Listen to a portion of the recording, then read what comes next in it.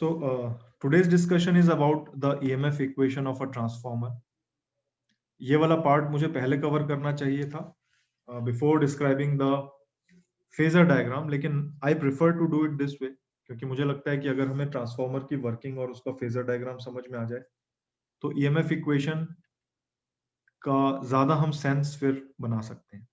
ठीक है, तो हमारा टारगेट ये है कि जो इंड्यूस्ड EMF है आइदर प्राइमरी और सेकेंडरी साइड, उसकी हमें आरएमएस वैल्यू कैलकुलेट करनी है।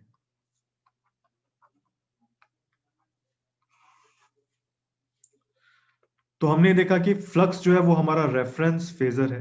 So this is five M here is for mutual flux जो है वो हमारा रेफरेंस फेजर है, और स्टैंडर्ड फॉर्म में we can write it as five max sine of omega t, assuming the phase angle to be 0 क्योंकि हमारे लिए रेफरेंस फेजर है। फिर हमने ये देखा कि जो इंड्यूस्ड ईएमएफ होगा प्राइमरी साइड का, that will be equal to d∅dt, right. ये एक कॉइल में होगा और ट्रांसफॉर्मर में ये जो वाइंडिंग है उसमें बहुत सारे टर्न्स हैं, तो टोटल ईएमएफ जो होगा वो हर कॉइल में जो इंड्यूस्ड ईएमएफ है उनका सम होगा, यानी this should be multiplied with the number of turns. और लेंस लॉ के कारण we will include a minus sign here. Similarly जो सेकेंडरी साइड में जो ईएमएफ इंड्यूस हो रहा है as a function of time, we can write it as n2 d∅dt। तो नेचुरली ये वाला जो इंड्यूस्ड ईएमएफ हमें दिखेगा वो भी साइनसॉइडल फॉर्म में दिखेगा। सो this is -n1 and the first derivative of this expression will be 5max cos omega t into omega, right? So this part is -n1 5max into omega cos omega t। हमारा interest इस बार अब relative phase angle जानने का नहीं है, हमारा interest सिर्फ इस पार्ट में है। और जो दूसरा पार्ट है minus cos omega t, that can be converted into the sinusoidal form as sine of omega t -180 degree. हमारा भी इंटरेस्ट उसमें नहीं है। ये वाला जो पार्ट है ये इस इंड्यूस्ड ईएमएफ का मैक्सिमम वैल्यू है, राइट। यानी कि this E1t can be written as n1 5max omega minus cos omega t is sin of omega t -90 degrees। यानी इसको हम स्टैंडर्ड फॉर्म से कंपेयर करें साइनसॉइडल फंक्शन की, ft is equal to fm sin omega t plus 5। तो phase angle यहां पर हमें -90 पता है। पीक वैल्यू जो है इंड्यूस्ड ईएमएफ की वो है n1 5max omega, right? So the peak value of induced EMF E1, इसकी जो पीक वैल्यू है I call it Emax 1 primary side के लिए है, and that came out to be n1 5max into omega। हमारा इंटरेस्ट इसकी RMS value calculate करने में है। So RMS value of induced EMF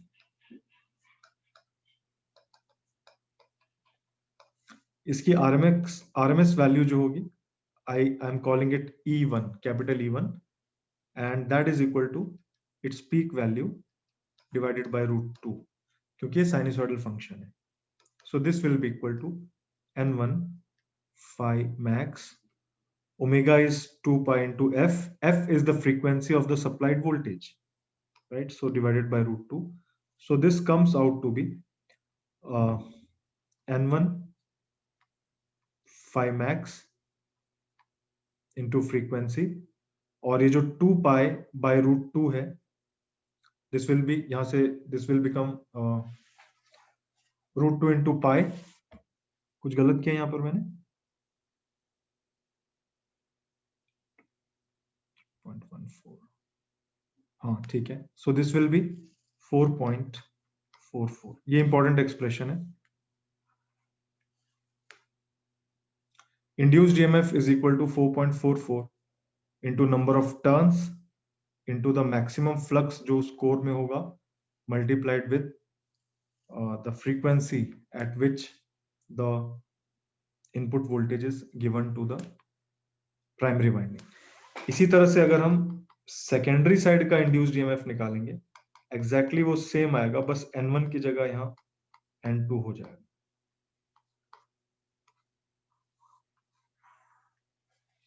तो यहां से दो इंपॉर्टेंट इन्फ्रेंसेस निकलते हैं। पहला इन्फ्रेंस ये है कि transformer can not change the frequency of the supply. आप जितना फ्रीक्वेंसी का इनपुट दोगे आउटपुट भी सेम फ्रीक्वेंसी का मिलेगा। ऐसा क्यों होगा? क्योंकि जो फ्लक्स है वो कॉमन है उन दोनों के बीच में, राइट? सो वो हमें यहां से वो दिख रही है वो चीज। दूसरा इंपॉर्टेंट जो कंक्लूजन है वो ये है कि अगर आप E1 और E2 का रेशियो देखोगे तो it will come out to be equal to N1 by N2, right? So induced EMF in the windings अगर उनका हम रेशियो लें तो that will be proportional to the number of turns in those windings. ठीक है, so ये एक important expression है इंड्यूस्ड ईएमएफ का। नॉर्मली एग्जाम में जो क्वेश्चन आते हैं वहां पर हमें ये वैल्यूज पता होंगी and we are required to calculate the induced EMF, और हमें इंड्यूस्ड ईएमएफ की वैल्यू पता होगी, नंबर ऑफ टर्न्स पता होंगे, फ्रीक्वेंसी पता होगी, and we will be asked to calculate the maximum flux in the core. ठीक है, तो नॉर्मली हम क्या करते हैं आइडियल ट्रांसफार्मर में, तो हमेशा ऐसा होता है कि जो magnitude of the supplied voltage है that is equal to the magnitude of the induced EMF. This is for ideal case. Practical case में भी नॉर्मली ऐसा होता है कि जो सप्लाइड वोल्टेज है वो ऑलमोस्ट इक्वल होता है इंड्यूस्ड वोल्टेज।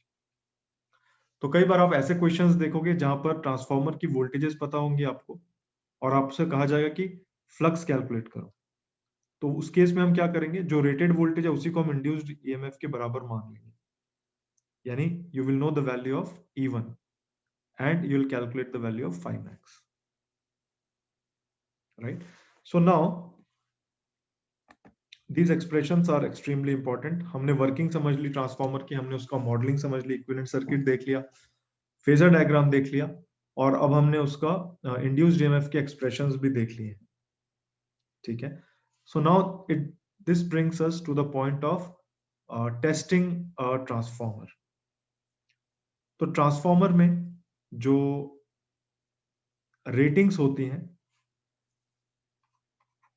उनको हम कहते हैं नेम प्लेट रेटिंग्स।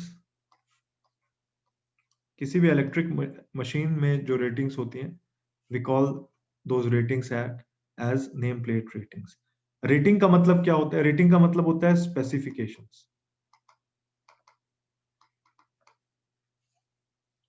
स्पेसिफिकेशंस मतलब कि आप उस ट्रांसफार्मर से किस टाइप का एप्लीकेशन है उसका, आप किस तरह की परफॉर्मेंस उससे चाहते हैं। फॉर एग्जांपल अगर मुझे कोई कपड़ा खरीदने जाना है तो मैं दुकान में जाके ये नहीं बोलता हूँ कि मुझे कोई भी कपड़ा दे दो जो मैं अपने ऊपर डाल सकूं, राइट?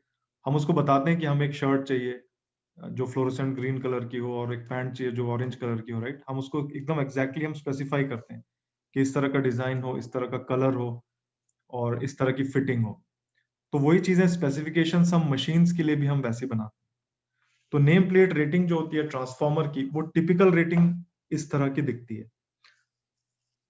सबसे पहले हम उसमें वोल्टेजेस बताते हैं। फॉर एग्जांपल वो रेटिंग इस तरह की हो सकती है 400 बाय 200 वोल्ट। क्योंकि उस ये सिंगल फेज ट्रांसफार्मर की मैं बात कर रहा हूं जहां पर दो वाइंडिंग्स हैं। ठीक है, तो 400 बाय 200 वोल्ट। अब ये एक स्टेप अप ट्रांसफार्मर है या स्टेप डाउन ट्रांसफार्मर है? कोई बताना चाहेगा कि अगर ट्रांसफार्मर में लिखा हुआ है 400 बाय 200 वोल्ट तो ये एक स्टेप अप ट्रांसफार्मर है या स्टेप डाउन है? Step down. Step down. ये देख के हमें ऐसा लग रहा है, लेकिन वो ट्रांसफार्मर स्टेप अप भी हो सकता है, स्टेप डाउन भी हो सकता है। वो हमारे ऊपर डिपेंड करेगा कि हम उसको यूज कैसे कर रहे हैं। 400 बाय 200 का मतलब ये है कि उस ट्रांसफॉर्मर में जो दो वाइंडिंग्स हैं वो इस तरह की हैं कि एक तरफ की वाइंडिंग में जो टर्न्स हैं वो दूसरी तरफ की वाइंडिंग से जस्ट हाफ है। ठीक है, तो जहां पर ज्यादा नंबर ऑफ टर्न्स हैं वहां ज्यादा वोल्टेज इंड्यूस होगा। ये 400 वोल्ट्स वाली टर्न वाइंडिंग है और ये 200 वोल्ट्स वाली वाइंडिंग। अब इसमें प्राइमरी कौन सी है, सेकेंडरी कौन सी है, ये कोई सवाल उठता ही नहीं है, क्योंकि इसमें दोनों पॉसिबिलिटीज हैं। इसमें दोनों पॉसिबिलिटीज क्या है, एक पॉसिबिलिटी ये है कि मैंने 200 वोल्ट्स वाली तरफ में सप्लाई लगा दी, तो यहां पर मुझे वोल्टेज बढ़ के मिलेगा, डबल हो जाएगा वो वोल्टेज। तो इस केस में this transformer is acting like a step up transformer. दूसरी पॉसिबिलिटी ये है कि हम जो सप्लाई हम दे रहे हैं वो ज्यादा नंबर ऑफ टर्न्स वाली वाइंडिंग की तरफ दें और लोड जो हम कनेक्ट कर रहे हैं वो कम नंबर ऑफ टर्न्स वाले की तरफ लोड कनेक्ट करें। तो क्या होगा, जो भी आप सप्लाई वोल्टेज यहां पर दे रहे हो उसकी जस्ट हाफ मुझे लोड पर मिलेगी। This will act like a step down transformer. तो एक ही ट्रांसफॉर्मर जो है वो स्टेप अप या स्टेप डाउन दोनों हो सकता है। तो that will depend on the connection that you will do. तो जब तक हमने कनेक्शन नहीं किया है तब हम वाइंडिंग को प्राइमरी या सेकेंडरी नहीं कह सकते।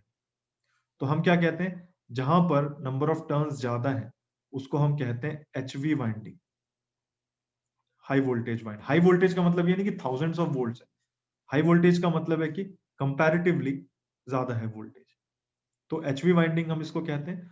और जहां पर नंबर ऑफ टर्न्स कम है उसको हम कहते हैं एलवी वाइंडिंग।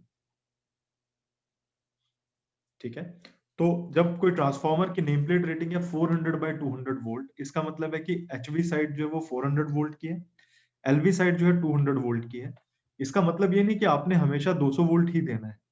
इसका मतलब ये है कि जो मैक्सिमम वोल्टेज आप एलवी साइड में दे सकते हो वो 200 वोल्ट है।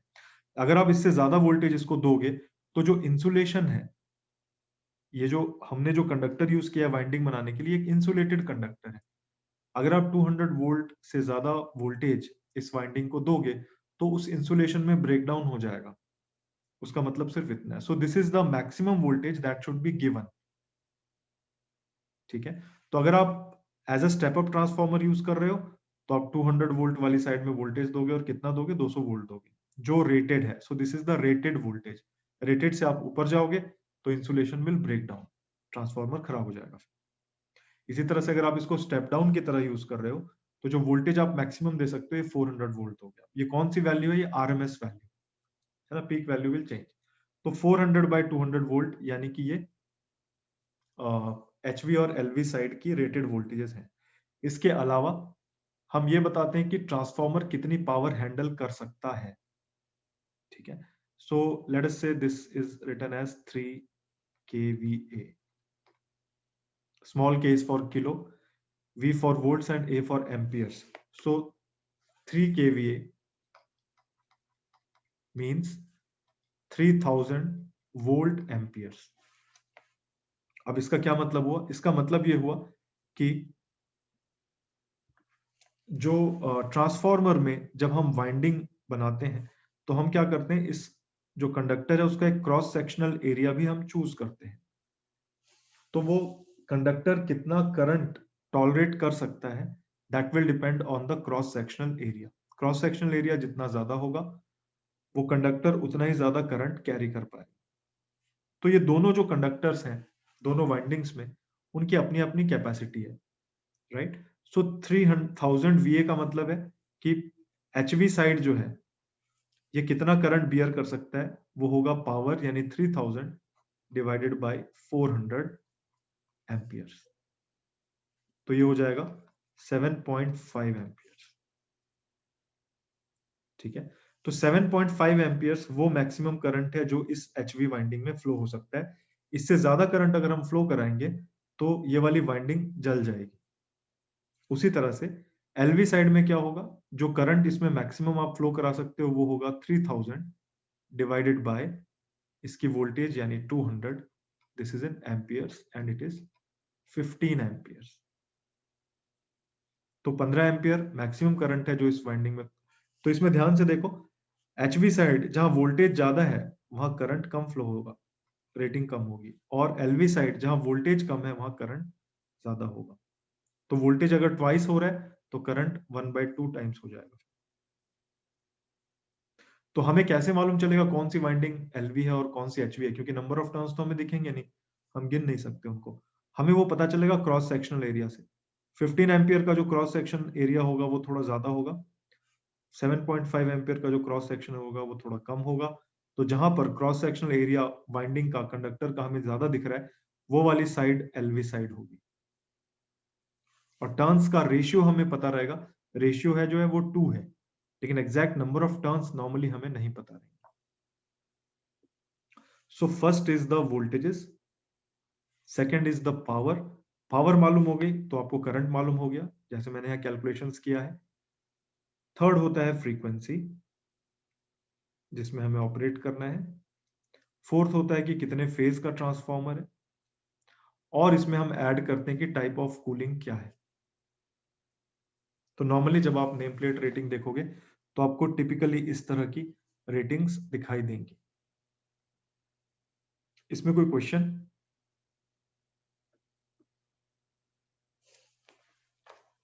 इसमें एक नेचुरल क्वेश्चन ये उठता है, ये आप लोगों के वाइवा में अक्सर पूछा जाता है, कि ये जो पावर रेटिंग है ऑफ अ ट्रांसफॉर्मर, ये वॉट्स में क्यों नहीं है? Why not in watts? Why in volt amperes? क्योंकि जब पावर की हम बात करते हैं तो हम वॉट्स में उसको कैलकुलेट करते हैं, है ना, हम वोल्ट एम्पियर्स में नहीं करते। अपरेंट पावर को हम करते हैं, बट उसका कोई मीनिंग नहीं है। जो रियल पावर है, जो यूजफुल वर्क हो रहा है, वो हम वॉट्स में बताते हैं। तो पावर रेटिंग को हम वोल्ट एम्पियर में क्यों कर रहे हैं, हम वॉट्स में क्यों नहीं कर रहे हैं? उसका रीजन मैं आपको एक्सप्लेन कर रहा हूं। उसका रीजन ये कि जो पावर जो ट्रांसफर हो रहा है ट्रांसफॉर्मर से, वो कितना है? वो है जो इनपुट पावर आपने दिया माइनस जो लॉसेस हो रहे हैं। ट्रांसफॉर्मर के अंदर पावर का लॉस हो रहा है, और वो लॉस जितना ज्यादा होगा पावर ट्रांसफर उतना कम होगा, है ना। तो इनपुट पावर अगर हमारी कांस्टेंट है, तो जो पावर ट्रांसफर हो रहा है दैट विल डिपेंड कि लॉसेस कितने ज्यादा हैं, राइट। सो पावर ट्रांसफर जो है वही आउटपुट पावर भी है। So that is equal to input power minus power losses. अब जो ट्रांसफॉर्मर के अंदर लॉसेस हो रहे हैं, हमने डिस्कस किया ये दो तरह के लॉसेस हैं।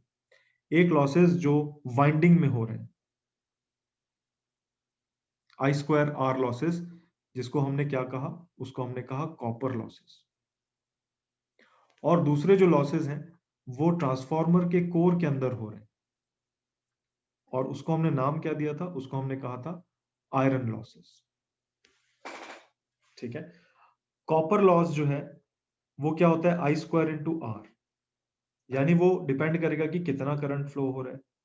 सो प्राइमरी वाइंडिंग और सेकेंडरी वाइंडिंग में जो करंट फ्लो हो रहा है उस पर डिपेंड करेगा कि ट्रांसफॉर्मर के अंदर कॉपर लॉसेस कितने हो रहे हैं। ठीक है। So copper losses are dependent on current.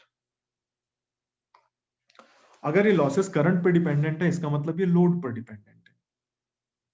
अगर आपने लोड चेंज कर दिया सेकेंडरी साइड में, तो क्या होगा, ट्रांसफॉर्मर की दोनों वाइंडिंग्स में जो करंट फ्लो हो रहे हैं वो भी चेंज हो जाएंगे, है ना। यानी कि ये लॉसेस फिक्स नहीं है। Iron losses on the other hand they depend on the flux. जो कोर के अंदर जो फ्लक्स है, आयरन लॉसेस को हमने दो पार्ट्स में क्लास डिवाइड किया था, एक एडी करंट लॉसेस और एक हिस्टेरिसिस लॉसेस। तो वो डिपेंड कर रहे हैं फ्लक्स के ऊपर, फ्रीक्वेंसी के ऊपर। और फ्लक्स जो है that depends on the voltage, original cause जो है वो वोल्टेज है। So this is dependent on input voltage. तो आपने जो ट्रांसफॉर्मर लिया था, मान लो हम स्टेप डाउन ऑपरेशन कर रहे हैं यहाँ पर, इसका रेटेड वोल्टेज 400 वोल्ट्स है। तो अगर मैं इसको 400 वोल्ट्स दूंगा तो एक certain amount of core losses होंगे। लेकिन अगर मैं वो 400 वोल्ट्स ना देकर मान लो मैंने 175 वोल्ट्स दिया, तो जो कोर लॉसेस होंगे वो चेंज हो जाएंगे। ठीक है। तो हम, इसका मतलब ये हुआ कि जब हम ट्रांसफॉर्मर को जब हम यूज कर रहे हैं तो हम उसमें वोल्टेज कितना देंगे, रेटेड वोल्टेज तो अलग चीज है, लेकिन आप कितना वोल्टेज एक्चुअली में उसको दे रहे हो उस पर डिपेंड करेगा कि आयरन लॉसेस कितने हो रहे हैं। उसके अलावा जो लोड आप कनेक्ट कर रहे हो उस पर डिपेंड करेगा कि करंट कितना फ्लो होगा वाइंडिंग्स में, और उस करंट पे डिपेंड करेगा कि कॉपर लॉसेस कितने हो रहे हैं। यानी कि इनपुट वोल्टेज और आउटपुट करंट, ये जो दो चीजें हैं वो डिटरमाइन कर रही है कि आउटपुट पावर आपका कितना होगा, पावर ट्रांसफर जो है। So because the output power is now dependent on the input voltage and on the current, load current, इसीलिए हम ट्रांसफॉर्मर की रेटिंग वॉट्स में ना करके वोल्ट्स एम्पियर्स में करते हैं। It is dependent on this voltage, कौन सा voltage, input voltage, and it is dependent on current, कौन सा करंट, जो अपने लोड में लोड जो करंट ड्रॉ कर रहे हैं, क्योंकि प्राइमरी वाइंडिंग का करंट भी उस पर डिपेंड करेगा। हमें कैसे मालूम, हमें ऐसे मालूम है कि I1 is equal to I0 plus I1 dash, and I1 dash is minus N2 by N1 into I2, यानी I2 पर डिपेंड कर रहा है I1 डैश, और I1 डैश पर डिपेंड कर रहा है I1, यानी लोड पर डिपेंड कर रहा है कि कॉपर लॉसेस कितने होंगे, और सोर्स पे डिपेंड कर रहा है, इनपुट सोर्स पे, कि आयरन लॉसेस कितने होंगे। इसीलिए हम क्या करते हैं, अब वॉटेज ना बताकर वोल्ट एम्पियर्स में बता रहे हैं, और एक्चुअली में जब आप यूज करोगे तब आप डिटरमाइन करोगे कि लॉसेस कितने हो रहे हैं। So this is an important question, why a transformer is rated in volt amperes, why not in watts? Why? Because the output power is not fixed. Output power will depend on the input voltage and and the load that you connect to the transformer. इसमें कोई doubt किसी को?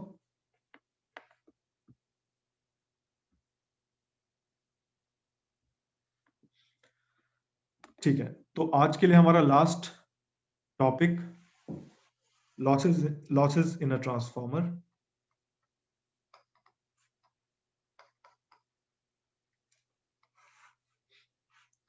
हमने देखा losses in a transformer को हमने दो parts में हमने क्लासिफाई किया, कोर लॉसेस जिसको हम आयरन लॉस कहते हैं, और I²R लॉसेस जिसको हम कॉपर लॉसेस भी कहते हैं।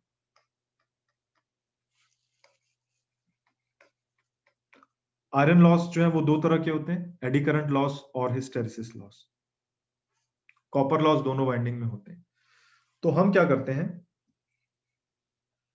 आयरन लॉस को डिटरमाइन करने के लिए ट्रांसफार्मर में एक टेस्ट करते हैं जिसे हम कहते हैं open circuit test. Copper losses को डिटरमाइन करने के लिए हम एक टेस्ट करते हैं जिसे हम कहते हैं शॉर्ट सर्किट टेस्ट।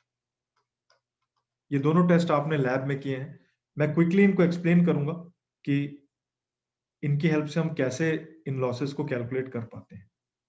ठीक है, so first coming to the open circuit test. Open circuit test को परफॉर्म करने के लिए हम क्या करते हैं, जो हम तो दोनों वाइंडिंग्स में से किसी को भी प्राइमरी और किसी को भी सेकेंडरी बना सकते हैं। तो हमारे पास एक HV साइड है और LV साइड है। ठीक है, so normally open circuit test is performed on the LV side. LV side में क्यों? क्योंकि HV साइड, इसमें हमें रेटेड वोल्टेज देना होता है। तो नॉर्मली अगर HV साइड का वोल्टेज बहुत ज्यादा है तो हो सकता है लैब में हमारे पास वो फैसिलिटी ना हो, तो हम क्या करते हैं, इसको LV साइड में परफॉर्म करते हैं। सो इसको परफॉर्म करना बहुत सिंपल है। सी हम इसमें क्या कर रहे हैं, LV साइड है, यानी यहाँ पर नंबर ऑफ टर्न्स में कम शो कर रहा हूँ, ये HV साइड है। हमने कहा ओपन सर्किट है, यानी कि इसमें हम क्या कर रहे हैं, we are living this HV side open.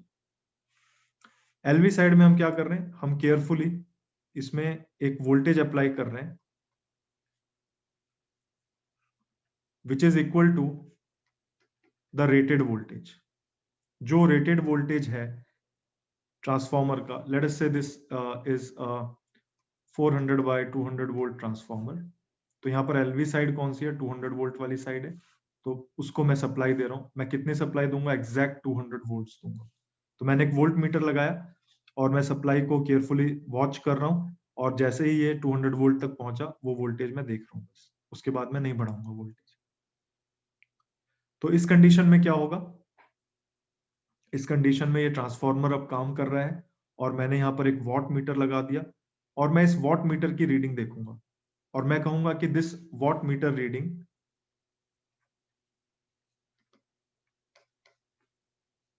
Reading of this watt meter is equal to the iron losses. Condition क्या है, कंडीशन ये है कि आपने सेकेंडरी साइड को ओपन रखना है, कोई लोड नहीं कनेक्ट करना है, और प्राइमरी साइड में कितना वोल्टेज देना है, उस वाइंडिंग का जो रेटेड वोल्टेज है वो देना है। ठीक है, तो अब आप पूछोगे कि आयरन लॉसेस के इसके बराबर क्यों हुआ। तो देखो क्या हुआ, जब हमने रेटेड वोल्टेज दिया तो यहाँ पर प्राइमरी साइड में करंट फ्लो होगा, वो करंट को हम क्या कहेंगे, no load current. No load current क्या चीज होती है, जब सेकेंडरी साइड ओपन हो तो प्राइमरी साइड में जो करंट फ्लो होता है that is called the no load current. No load current flow होगा, यहाँ पर फ्लक्स बनेगा और जो रेटेड वोल्टेज दिया गया है इसलिए रेटेड फ्लक्स है, तो यहाँ पर copper losses sorry iron losses जो है वो कोर में होने लग जाएंगे, रेटेड आयरन लॉसेस होने लग जाएंगे। कुछ देखो कॉपर लॉस जो होगा वो तो है ही है, कहां पर है, प्राइमरी में है। कॉपर लॉसेस इन सेकेंडरी वो कितना होगा, जीरो। जीरो क्यों होगा, क्योंकि सेकेंडरी में तो कोई करंट फ्लो ही नहीं हो रहा है। कॉपर लॉसेस इन प्राइमरी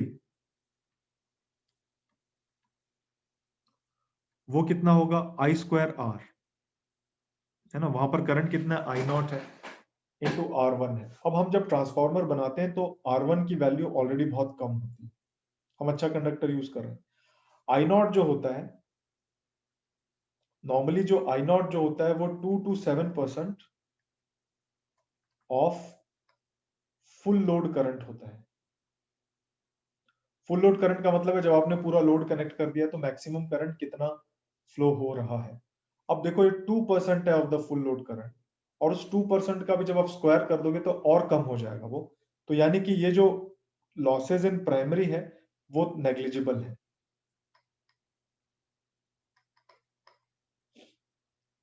ठीक है, मान लो कि रेटेड करंट,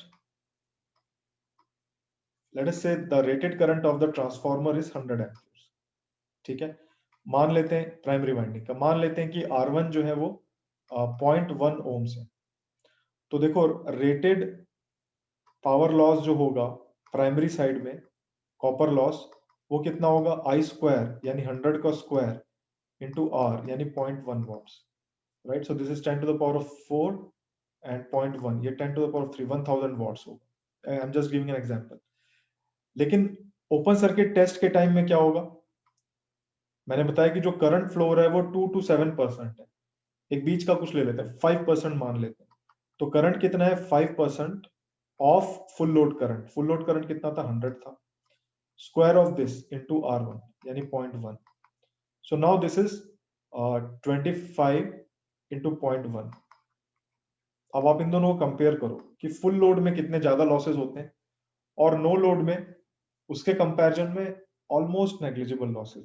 तो हम क्या कहते हैं, हम ये कहते हैं कि ओपन सर्किट कंडीशंस के दौरान जो कॉपर लॉसेस हो रहे हैं they are negligible.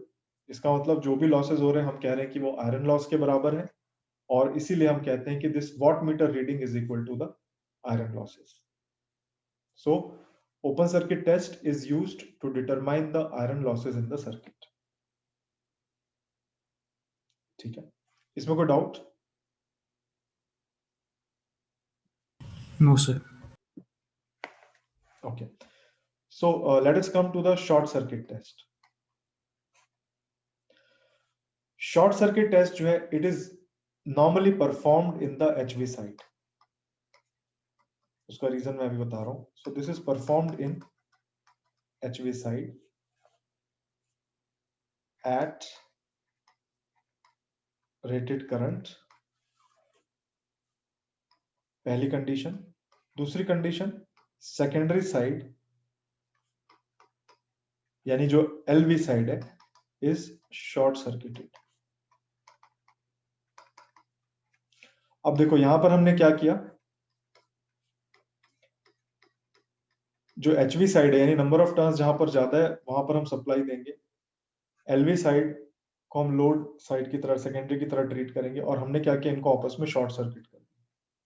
Short circuit करने का मतलब है अगर थोड़ा सा भी वोल्टेज होगा तो ह्यूज अमाउंट ऑफ करंट यहाँ फ्लो होगा। इसका मतलब हम रेटेड वोल्टेज इसमें नहीं देंगे। अगर आप रेटेड वोल्टेज दे दोगे तो पूरा ट्रांसफार्मर जल जाएगा, because lot of current will flow. हम कितना वोल्टेज देंगे, हम उतना ही वोल्टेज देंगे जिसके कारण इसमें रेटेड करंट फ्लो हो। यानी कि हम इस वोल्टेज को धीरे धीरे बढ़ाएंगे, हम वोल्टेज को धीरे धीरे बढ़ाएंगे और हम फोकस करेंगे इस एमीटर पर, और हम ये देख लेंगे कि इस वाइंडिंग का रेटेड करंट कितना है, क्योंकि उससे ज्यादा तो हमें जाना ही नहीं है ना। तो हम इस वोल्टेज को धीरे धीरे बढ़ाएंगे, ये करंट धीरे धीरे बढ़ेगा, और जैसे ही अपने मैक्सिमम वैल्यू पे आ जाएगा हम इस वोल्टेज को बढ़ाना रोक देंगे। और ऐसा जो वोल्टेज होगा वो बहुत कम वैल्यू पे ऐसा हो जाएगा। कम पे क्यों हो जाएगा, क्योंकि सेकेंडरी साइड जो है वो शॉर्ट सर्किटेड है, राइट। सो यहाँ पर जो करंट फ्लो हो रहा है वो कौन सा फ्लो हो रहा है, रेटेड करंट दोनों वाइंडिंग्स में फ्लो हो रहा है। रेटेड करंट मतलब full current, full current flow हो रहा है, मतलब कि जो लॉसेस हो रहे हैं दोनों वाइंडिंग्स में, आई स्क्वायर आर लॉसेस, वो फुल लॉसेस हो रहे हैं, रेटेड लॉसेस हो रहे हैं जितने हो सकते हैं मैक्सिमम, है ना। लेकिन वोल्टेज का क्या होगा, जब आप इस वाले वोल्टेज को देखोगे तो ये वोल्टेज बहुत कम है ऑफ द रेटेड वोल्टेज। यहां पर क्या हो रहा है, जो अप्लाइड वोल्टेज है वो बहुत कम है, that is may be 1 to 8% type का कुछ फिगर होगा ऑफ द रेटेड वोल्टेज। तो अप्लाइड वोल्टेज बहुत कम है, और जो फ्लक्स बन रहा है that is dependent on this applied voltage, right. और क्योंकि ये वोल्टेज बहुत कम है तो यहां पर क्या हो रहा है, जो आयरन लॉसेस हैं वो नेग्लिजिबल है। और कॉपर लॉसेस कैसे हैं, कॉपर लॉसेस तो रेटेड हैं क्योंकि फुल करंट फ्लो हो रहा है दोनों वाइंडिंग्स में। इसीलिए जब यहां पर हम एक वॉट मीटर लगाएंगे तो वो जो रीडिंग देगा हम कहेंगे कि that reading is equal to the total copper losses in this transformer. तो शॉर्ट सर्किट टेस्ट में जो लॉसेस, जो वॉटमीटर की जो हम रीडिंग ले रहे हैं, that is equated to the full load copper losses in the transformer. ठीक है, इसमें कोई डाउट हो तो प्लीज आस्क।